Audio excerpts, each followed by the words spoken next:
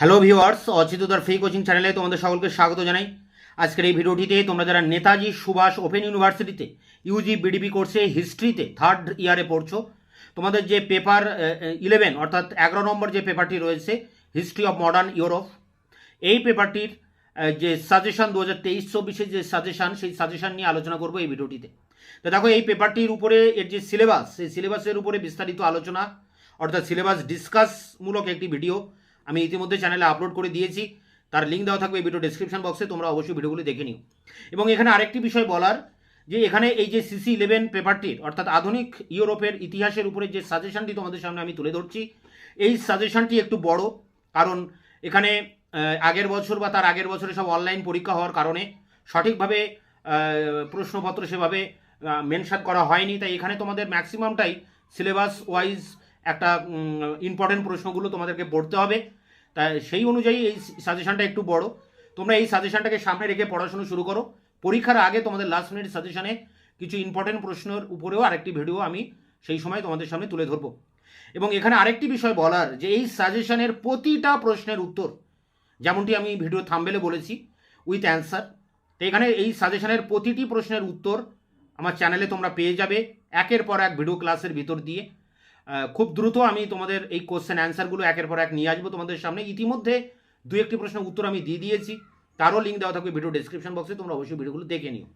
দেখো, গ্রুপ এ এবং group B, group এতে থাকবে 10 নম্বরের প্রশ্ন এবং গ্রুপ বিতে থাকে 6 নম্বরের টিকা প্রশ্ন। তোমরা সেকেন্ড সেমে পরীক্ষায় তোমরা দেখেছো কেমনভাবে তোমাদের প্রশ্ন আসে, কত মার্কসের আসে, ঠিক সেইভাবে। তো এখানে দেখো, যেসব প্রশ্নগুলো ইম্পর্ট্যান্ট রয়েছে সিলেবাস ওয়াইজ এবং তোমাদের যে বইটা রয়েছে সেই বইটা অনুযায়ী, মানে কোর্স ম্যাটেরিয়ালস অনুযায়ী, তার উপরে আমি এইসব প্রশ্নগুলো আশা করি ইম্পর্ট্যান্ট এবার তোমাদের জন্য। ওল্ড রিজিম বা প্রাচীন রাজতন্ত্রের সংকট সম্পর্কে লেখো। 2, ফরাসি বিপ্লবের পিছনে ফরাসি দার্শনিকদের অবদান আলোচনা করো। 3, ফরাসি বিপ্লবের জন্য অর্থনৈতিক সামাজিক কারণ কী ছিল। দেখো, তোমাদের এই পেপারটিতে ফরাসি বিপ্লবের চ্যাপ্টারটি এবং শিল্প বিপ্লবের চ্যাপ্টারটি যদি ভালো করে করো, এখান থেকে আশা করি তোমরা কমন পেয়ে যাবে। তা ফরাসি বিপ্লবের উপরেই 3-4টি প্রশ্ন আছে, আবার শিল্প বিপ্লবের উপরেও কিন্তু 3-4টি প্রশ্ন রয়েছে। তো তোমরা এর মধ্যে দেখে নেবে। ফরাসি বিপ্লবের পিছনে দার্শনিকদের অবদান ইম্পর্টেন্ট, আর ফরাসি বিপ্লবের পিছনে আর্থসামাজিক কারণ ইম্পর্টেন্ট। এই দুটোর একটা কিন্তু পরীক্ষায় আসবে, এটাও আমি বলে দিই। পরেরটি দেখো, নেপোলিয়ান বোনাপার্টের আভ্যন্তরীণ সংস্কার বা শাসনতান্ত্রিক সংস্কার। পরেরটি দেখো, মহাদেশীয় প্রথা, স্পেনীয় ক্ষত এবং রাশিয়া আক্রমণ সম্মিলিতভাবে কিভাবে নেপোলিয়ানের পতন ঘটিয়েছিল। বা এই প্রশ্ন ঘুরিয়ে আসতে পারে, নেপোলিয়ানের পতনের কারণ কি, বা মহাদেশীয় প্রথা কি নেপোলিয়ানের পতনে কতটা ভূমিকা নিয়েছিল। তা নেপোলিয়ান থেকে দুটো প্রশ্ন, একটা নেপোলিয়ানের সংস্কার আর একটি নেপোলিয়ানের পতন, এই দুটো প্রশ্নই তোমরা করবে। আশা করি এখান থেকেও তোমরা একটা প্রশ্ন পেতে পারো। পরেরটি দেখো, ফ্রান্সের সন্ত্রাসের শাসনের পটভূমি ও তাৎপর্য বিশ্লেষণ করো। পরেরটি দেখো, এই দুটো থেকে কিন্তু একটি প্রশ্ন আসতে পারে। একটা হচ্ছে 1848-এর ফেব্রুয়ারি বিপ্লব, আর একটি 1830-এর জুলাই বিপ্লব। 1848-এর ইউরোপীয় বিপ্লব বা ফেব্রুয়ারি বিপ্লবের কারণ ও প্রভাব। পরেরটি 1830-এর জুলাই বিপ্লবের কারণ ও ফলাফল লেখো। পরেরটি দেখো, 19 শতকের রোমান্টিসিজম ইউরোপে কি প্রভাব ফেলেছিল। বা এই প্রশ্ন ঘুরে আসতে পারে, ইউরোপের শিল্প সংস্কৃতি সাহিত্য এর উপরে রোমান্টিসিজমের প্রভাব কী ছিল। পরেরটি দেখো, পরের যে দুটো প্রশ্ন আমি এখানে তুলে ধরেছি, দুটোর একটা আবার তোমরা পরীক্ষায় কমন পাবে।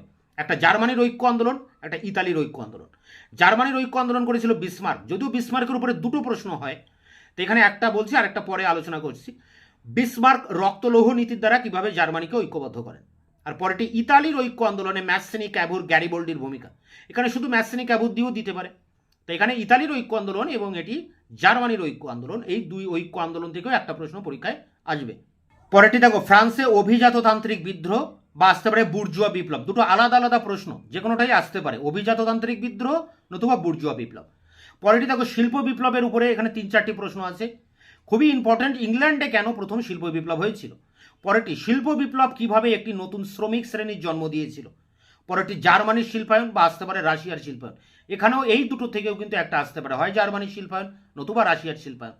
পরেরটি দেখো, 1861 সালে রাশিয়ায় ভূমিদাসদের মুক্তি দেওয়ার ফলাফল কি হয়েছিল। বা এখানে প্রশ্ন ঘুরিয়ে দিতে পারে, জার দ্বিতীয় আলেকজান্ডারকে কেন মুক্তিদাতা জার বলা হয়। 1861 রাশিয়ার ভূমিদাসদের মুক্তি। পরেরটি দেখো, ক্রিমিয়ার যুদ্ধের কারণ ও ফলাফল লেখো, খুবই ইম্পর্টেন্ট। পরে দেখো, আবার শিল্প বিপ্লবের উপরে, শিল্প বিপ্লব কি কৃষি বিপ্লবের পূর্ব শর্ত ছিল। পরেরটি দেখো, 1789 সালের ফরাসি বিপ্লব কি সমাজ ও অর্থনীতিতে আমূল পরিবর্তন এনেছিল। অর্থাৎ এখানে ফরাসি বিপ্লবের যে প্রভাব, সে প্রভাবটার কথা বলা হচ্ছে। পরেরটি, ইতালিতে মুসোলিনির নেতৃত্বে ফ্যাসিবাদের উত্থান। দেখো, এই ফ্যাসিবাদের উত্থান আর জার্মানিতে নাৎসিবাদের উত্থান দুটোর একটা কিন্তু পরীক্ষায় আসবে। তো এখানে বললাম ইতালিতে ফ্যাসিবাদের উত্থান। পরেরটি, 1871 থেকে 91 সালে জার্মানির চ্যান্সেলর বিসমার্কের বিদেশ নীতি। দেখো, বিসমার্ক থেকে দুটো প্রশ্ন, এর আগে একটা বলেছি জার্মানির ঐক্য আন্দোলনে বিসমার্ক কি ভূমিকা নিয়েছিল, আর এখানে বলছি জার্মানির এই বিসমার্কের বিদেশ নীতি, সময়টা 1871 থেকে 91। পরেরটি দেখো, জার্মানির নাৎসিবাদের উত্থান কিভাবে হয়েছিল। তো এখানে এই ইতালিতে ফ্যাসিবাদের উত্থান এবং জার্মানিতে নাৎসিবাদের উত্থান, এই দুটোর একটা কিন্তু পরীক্ষা আসতে পারে। আবার জার্মানির উপরে আবার দুটো প্রশ্ন হয়। জার্মানির নাৎসিবাদের উত্থান যেমন একটি প্রশ্ন, আবার হিটলারের পররাষ্ট্রনীতিও কিন্তু একটি প্রশ্ন। হিটলারের পররাষ্ট্রনীতি দ্বিতীয় বিশ্বযুদ্ধের জন্য কতটা দায়ী। তো এই দুটো থেকেও একটা আসতে পারে, নাৎসিবাদের উত্থান নতুবা হিটলারের পররাষ্ট্রনীতি। পরেরটি দেখো, প্রথম বিশ্বযুদ্ধের কারণ অথবা প্রথম বিশ্বযুদ্ধে জার্মানি কতটা দায়ী ছিল। এবং শেষ প্রশ্ন, ভার্সাই সন্ধি কি জবরদস্তিমূলক সন্ধি ছিল। এই দুটো থেকেও একটা আসতে পারে, প্রথম বিশ্বযুদ্ধের কারণ নতুবা প্রথম বিশ্বযুদ্ধের পরে যে ভার্সাই সন্ধি হয় সেই সন্ধির উপরে এই প্রশ্নটা রয়েছে। তো এখানে দেখো, প্রতিটা প্রশ্নই কিন্তু ইম্পর্টেন্ট, যে কোনো প্রশ্ন পরীক্ষা আসতে পারে। তোমরা এই প্রশ্নগুলো সামনে রেখে পরীক্ষার প্রিপারেশন নাও। তোমাদের ফাইনাল লাস্ট মিনিট একটা সাজেশন পরীক্ষার আগে আমি দিয়ে দেবো, এবং এখানে উল্লেখিত সমস্ত প্রশ্নের উত্তর আমি একের পর এক আমার চ্যানেলে আপলোড করব। তোমরা অবশ্যই চ্যানেলটাকে ফলো করবে, তাহলে সমস্ত প্রশ্নের উত্তর তোমরা পেয়ে যাবে। গ্রুপ বি অর্থাৎ মার্ক 6 6 নম্বরের প্রশ্ন অর্থাৎ টিকা প্রশ্ন, যেগুলো তোমাদের পরীক্ষার জন্য ইম্পর্টেন্ট। দেখো, মানবিক ও নাগরিক অধিকারের ঘোষণা। 2, ফরাসি বিপ্লবের নারীদের ভূমিকা। 3, ভিয়েনা সম্মেলনের মূল নীতিগুলি কী ছিল। মেটারনিক ব্যবস্থা বলতে কি বোঝো। কোড নেপোলিয়ান বা আসতে পারে টেনিস কোর্টের শপথ, এটা আলাদা আলাদা প্রশ্ন, অবলিক দেওয়া মানে কিন্তু আলাদা প্রশ্ন। প্যারি কমিউন, জ্যাকোবিন প্রজাতন্ত্র, মধ্য ইউরোপে নগরায়নের প্রকৃতি, শিল্প বিপ্লবের জনসংখ্যাগত বিপ্লবটা কি। পরেরটি দেখো, এমস টেলিগ্রাম। পরেরটি ফ্রাঙ্কফুর্ট পার্লামেন্ট। পরেরটি সেডানের যুদ্ধ ও শ্যাডওয়ারের যুদ্ধ। জার্মানির ঐক্য আন্দোলনের ভিতরেই তোমরা এই দুটো টিকা প্রশ্নের উত্তর পেয়ে যাবে, আলাদা করে পড়ার প্রয়োজন নেই। পরেরটি দেখো, বলকান সমস্যা বা পূর্বাঞ্চলীয় সমস্যাটা একই প্রশ্ন, এটা কিন্তু অবলিক নয়, এটা একই প্রশ্ন। বলকান সমস্যা যা তাই পূর্বাঞ্চলীয় সমস্যা। পরেরটি, আয়ারল্যান্ড কিভাবে স্বাধীনতা অর্জন করে। পরেরটি দেখো, ইয়ং ইতালি, কার্বোনারি আন্দোলন, এগুলো ইতালির ঐক্য আন্দোলনের সাথে রিলেটেড, এবং তোমরা ম্যাথসেনি কাব্যর পড়লে তোমরা এগুলো পেয়ে যাবে। তবু এগুলো আলাদা করে টিকা আসতে পারে, হয় ইয়ং ইতালি নয় কার্বোনারি আন্দোলন, দুটো আলাদা বিষয়। জোলভেরাইন শুল্ক সংঘ, 3 সম্রাটের চুক্তি, কুলটুর ক্যাম্প বা সভ্যতার সংগ্রাম, ক্ষতিপূরণ সমস্যা, কাইজার দ্বিতীয় উইলিয়ামের পররাষ্ট্রনীতি বা ওয়েল্ট পলিটিক। পরেরটি দেখো, শিল্প বিপ্লবের প্রধান বৈশিষ্ট্য। পরেরটি লোকার্নো চুক্তি আর কেলকব্রিয়া চুক্তি, দুটোর একটা আসতে পারে। তোষণ নীতি বলতে কি বোঝো, এর পরিণাম কি হয়েছিল। পরেরটি রুশ জার্মান অনাক্রমণ চুক্তি। পরেরটি ইতালির ইথিওপিয়া অভিযান বা আবিসিনিয়া যুদ্ধ। পরেরটি ক্ষুদ্র আতাত বা আসতে পারে ট্রিপল অ্যালায়েন্স। পরেরটি আছে কাল্পনিক সমাজতন্ত্রবাদ। তারপরেরটি আছে দেখো, মাঞ্চুরিয়া সংকট।